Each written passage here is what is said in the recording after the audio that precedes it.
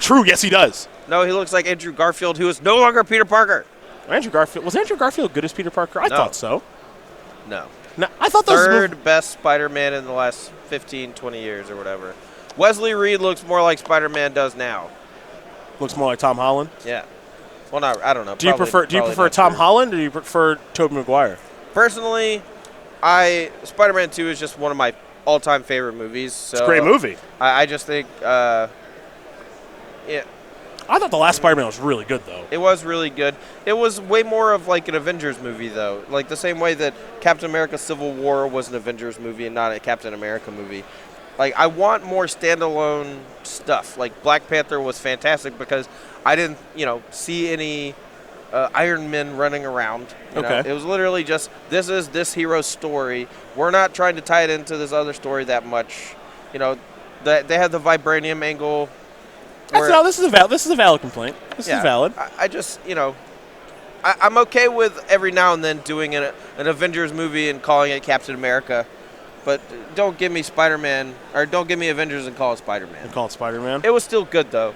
Michael Keaton as Vulture was great. It was great. Every great superhero movie is usually due to the villain being awesome. Yeah. Like, Infinity Wars, Thanos was awesome. Yep. Ron Perlman, was it Ron Perlman? No, Ron Perlman? No, he was not Thanos. Come on, Josh Brolin. Josh Brolin, I'm sorry. So he was Hellboy, and I was like, man, he seems like he would be perfect to be Thanos. And then actually, he probably would be a good Thanos. Yeah. I didn't even think about that. All right. I thought Josh Brolin was good. They spent a lot of time making Josh Brolin look like Ron Perlman. All right. That's actually kind of true. I don't know if Ron Perlman's got the acting chops to be Thanos, though. I don't know. You shut your mouth. I don't know. I don't know if that's true. A treasure. It's good as Hellboy. The first Hellboy is good. The second one's pretty bad. Look, it's pretty bad. They can only kill the devil so many times before they have to create the Golden Army. Yeah, random bad guys, basically. I read a lot of the comics. I don't remember the Golden Army. I'm just going to throw that one out there. I know that the elves were the ones controlling the Golden Army. That's about it. All right. One girl caught on fire a bunch. Yeah, I don't know what her deal. I haven't watched Hellboy in a long time. That's her whole deal. Yeah. She catches on fire a bunch. Can't control it. She can, but when she gets mad. Sure. That sounds like she's under control. This is bad news here for Wesley Reed. I got an Inquisition of Kozilek here from Brennan DeCandio as he falls down to 17. You see the hand, cranial plating, 2 Edge Champions, a Blink Moth Nexus, an Ink Moth Nexus, and a Spire of Industry. It's bad news because it's a slow start, but also I think we're going to see an Edge Champion go to the graveyard here.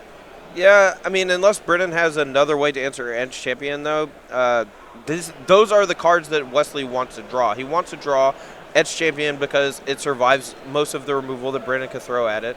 But also with cranial plating, it creates a faster clock. Wesley does obviously need to find a few more artifacts to turn on the Edge Champion's protection ability, but this discard spell is going to end that dream before it begins. Yeah, 2 discard spells, 2 Inquisitions. Look like they're going to take 2 Edge Champions, so Brennan's got to be very happy with this chain of events. Gear Power Aether Grid was the draw there for Wesley. Steel Overseer now the draw for this turn, and you have to imagine you got to get that Overseer deployed. So he will. It looks like it's that or plating, of course. Those are the 2 options here for Wesley. And I would actually go towards the Steel Overseer in that spot and see if it can just get it to do its thing a little bit. It doesn't get better over time. No, so Wesley is, I think, prioritizing his creature lands at this point. He realizes that Brennan's deck's probably just going to be able to kill the Steel Overseer immediately. If he plays Steel Overseer, the next artifact he plays is going to get destroyed by Kolaghan's Command, as well as the Steel Overseer itself. Engineer Explosives making this point kind of moot, as it's going to blow up all the 2s. As here's an Ornithopter, Spire of Industry, and now Gear Power Aether Grid. So Wesley Reed did get to resolve a 3-mana permanent. It's not the Edge Champion that he wanted, but this one could be problematic as well, as we're going to pass the turn back over to DeCandio. Yeah, so this next couple of turns are going to be pretty disgusting. Brennan boarded in Wear Tear as a way to just have an extra shatter effect.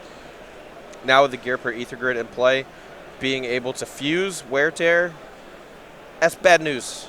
We don't see Wear Tear get fused very often. We are going to right now, though. It's going to take care of Cranial Plating and Aether Grid. Brennan will take one, but I'm sure he'd always take one if that's why he's taking one, which is destroying 2 permanents. There's a Mox Opal for Wesley Reed. I think we're really going to see the strength of creature-based lands out of this Affinity deck right now. Brennan, he's basically dealt with 4 of the most problematic cards that could be thrown at him with just a couple of discard spells and a wear tear. And now Wesley's basically just going to play on the back of these creature lands. And if Brennan doesn't draw a Lingering Souls, he's going to have to find 2 removal spells to deal with them. Right. Faithless Looting now has netted Brennan a Collective Brutality and a Kolaghan's Command in hand, and this is not getting any easier here for Wesley Reed, as Brennan will play a Marsh Flats, and he's got Command at the ready. Now, being able to go Shatter, deal 2 damage is almost always going to be a 2-for-1 against Affinity. Here comes the attack. There's the pump. And now I think we're going to get either a push. Wesley's ready to put that Inkmoth in the graveyard. He knows where it's going. He's just trying to figure out how Brennan's going to do it. Brennan's going to use a Fatal Push to take care of it. So there goes the Inkmoth Nexus. Pass the turn back. We'll read over to DeCandio. I imagine Wesley Reed probably won game number 1. But boy, is this tough. Oh, for sure. This Mardu Pyromancer deck is a nightmare for Affinity. Fair enough. He actually did win game number 2, so not bad, as here comes Blinkmoth Nexus. So he has the Kolaghan's Command here. He was trying to save it to get like a clean 2-for-1. I actually like going Shattered Discard as opposed to killing Mox Opal or something. Well, you got what you wanted. And then you get to untap and play this Bedlam Reveler on a very unthreatening board. 2-for-1, 2-for-1, 2-for-1. Another Kolaghan's Command. Well... well, what? I'm sorry. This might end up being a flawless victory. Yeah, well, just what? 0 permanents on the battlefield, pretty soon here. Yeah, that make you discard. There goes a mountain. Yeah, this matchup is as bad as it looks. And the Fatal Push. All right, so no reason not to just main phase this Fatal Push here before you cast Bedlam Reveler, since you're going to be discarding anyway. While you're just killing an Ornithopter, that does turn off Mox Opal for the turn for next turn as well. And DeCandio sees that line, and he'll take that line. 3 cards on the way here for DeCandio. This has just been a nutso draw from Brennan's deck. Multiple copies of Kolaghan's Command is one of the best cards in the matchup. Fusing the Wear Tear against the Ether Grid and Cranial Plating from Wesley, it's just been disgusting, especially with the follow-up Bedlam Reveler. Yeah, well, what do you think about that Springleaf Drum? The end. What do you think about that? It's not quite a flawless victory, but it's close enough. Yeah. Here's another Bedlam Reveler. Brennan now happy to discard his Fatal Pushes to draw 3 more cards. Picked up 3 lands, but he's got a card in his graveyard. That means that if he draws lands, it doesn't matter, as there's a Faithless Looting. Blood Moon and Wear... Jeez. Is that good? Burn this tape. I don't want Wesley to see it. I'm sorry. I don't want him and his friends or family to see this. This is unkind. What do you think he's going to draw? Does it? It does. Probably Karn. Just 4 mana Karn. Yeah, just going to pass the turn back with Wesley.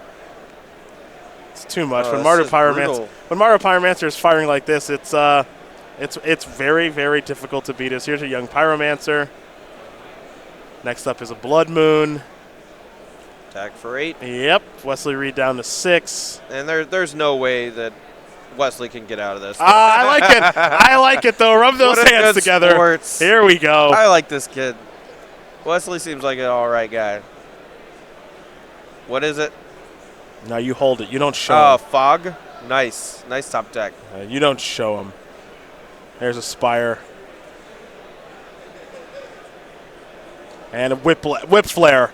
I'll show you, young Pyromancer. I'll whip my flare back and forth. You go out on your terms. You hear me? You go out on your terms. You do your thing, and that is going to do it. Brennan DeCandio going to win this match here decisively over Wesley Reed as Mario Pyromancer destroys Affinity for DeCandio, and this